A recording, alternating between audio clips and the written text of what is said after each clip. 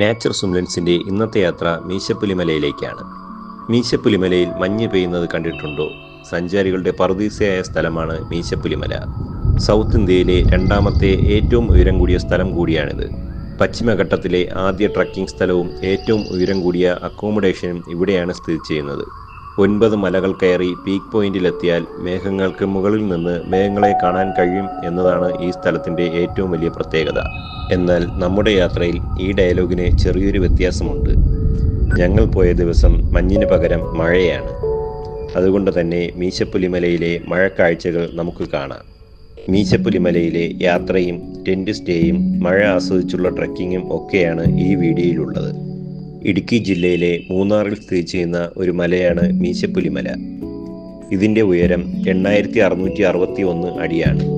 ഇങ്ങോട്ടുള്ള ട്രക്കിംഗ് കേരള വനം വികസന കോർപ്പറേഷനാണ് കണ്ടക്ട് ചെയ്യുന്നത്. മൂന്നാറിൽ നിന്നും മാട്ടുപ്പെട്ടി, സൈലന്റ് വാലി വഴി അരുവിക്കാട് എസ്റ്റേറ്റും കഴിഞ്ഞാൽ ബേസ് ക്യാമ്പിലെത്താം. പോകുന്ന വഴിയിൽ കുറേ ദൂരം തേയിലത്തോട്ടങ്ങളാണ്. അത് പിന്നിട്ട് വരുമ്പോൾ മൂന്നാറിൻ്റെ സ്വർഗം എന്ന് തോന്നിപ്പിക്കുന്ന ഒരു സ്ഥലമുണ്ട്, സൈലന്റ് വാലി.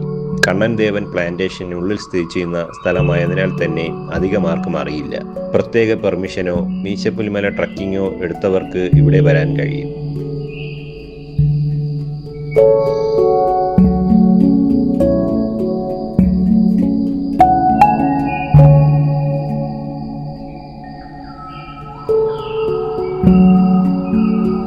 സുന്ദരമായ ഇവിടത്തെ കാഴ്ചയും കുറച്ചുനേരം ആസ്വദിച്ച് ഞങ്ങൾ ബേസ് ക്യാമ്പിലേക്ക് യാത്ര തുടർന്നു.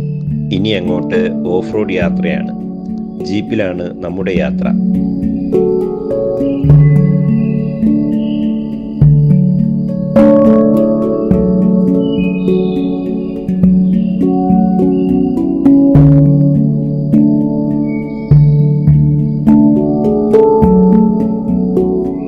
കാഴ്ചകളും ഒപ്പിയെടുത്ത് ഞങ്ങൾ മീശപ്പുലിമല ബേസ് ക്യാമ്പിലെത്തി. സമയം വൈകുന്നേരം 5 മണിയോടടുത്തു. ചെറിയ ചാറ്റൽ മഴയും നല്ല തണുപ്പുമുണ്ട്.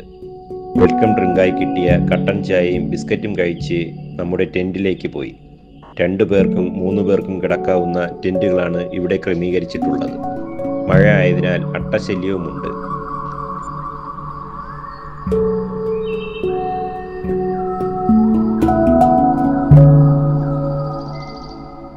നേരം രാത്രിയാകുമ്പോഴേക്കും തണുപ്പിൻ്റെ കാഠിന്യം കൂടിക്കൂടി വന്നു. തണുപ്പിൽ നിന്ന് രക്ഷപ്പെടാൻ ക്യാമ്പ് ഫയറും ഇൻട്രൊഡ്യൂസിംഗ് സെക്ഷനുമൊക്കെയായി ഓരോരുത്തരുടെയും മറക്കാനാകാത്ത യാത്രാ അനുഭവങ്ങളും ഒക്കെ പങ്കുവച്ച് ഡിന്നറുമൊക്കെ കഴിച്ച് അവിടെ നിന്ന് തന്നെ കിട്ടിയ സ്ലീപ്പിംഗ് ബാഗുമായി ടെൻറ്റിനുള്ളിൽ കയറി കിടന്നുറങ്ങി. അടുത്ത ദിവസം രാവിലെ 5 മണിക്ക് തന്നെ എല്ലാവരും റെഡിയായി ജീപ്പിൽ കയറി. ഇവിടെ നിന്നും 5 കിലോമീറ്റർ ജീപ്പിൽ സൺറൈസ് പോയിന്റിന് മുൻപുള്ള റോഡോ മാൻഷൻ വരെ കൊണ്ടുപോകും.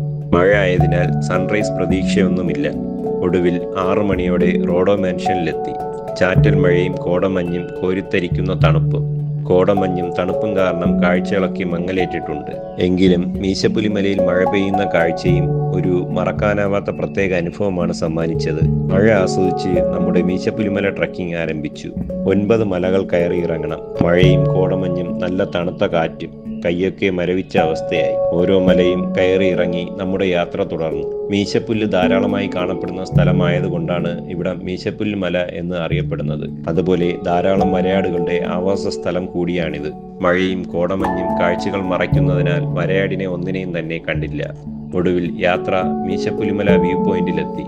അവിടെ റോഡോഡെൻഡ്രോൺ അഥവാ കാട്ടുപൂവരശ് ധാരാളമായി പൂത്തു നിൽക്കുന്നത് കാണാം. മീശപ്പുലിമലയിൽ മഞ്ഞ് പെയ്യുന്നത് കാണാൻ കഴിഞ്ഞില്ലെങ്കിലും മഴ പെയ്യുന്നതും കാണാനും ആസ്വദിക്കാനും കഴിഞ്ഞു.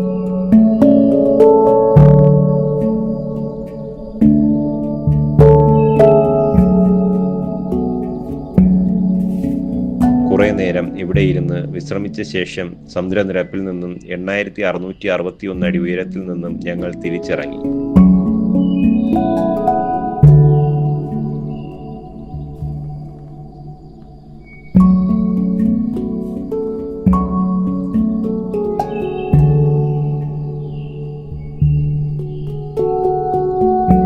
കാടും മേടും കയറി ഇറങ്ങുന്നതിനേക്കാൾ ഒരു കുളിരണിഞ്ഞ യാത്രാ അനുഭവമാണ് മീശപ്പുലിമല എനിക്ക് സമ്മാനിച്ചത്. തിരിച്ച് ബേസ് ക്യാമ്പിലെത്തി ലഞ്ചും കഴിഞ്ഞ് ചെക്കൗട്ട്. അതാണ് ഈ മീശപ്പുലിമല പാക്കേജ്. ട്രക്കിങ്ങും യാത്രകളും ഇഷ്ടപ്പെടുന്നവർ ഒരിക്കലെങ്കിലും പോയിരിക്കേണ്ട ഒരു നല്ല സ്പോട്ട് തന്നെയാണ് ഈ മീശപ്പുലിമല.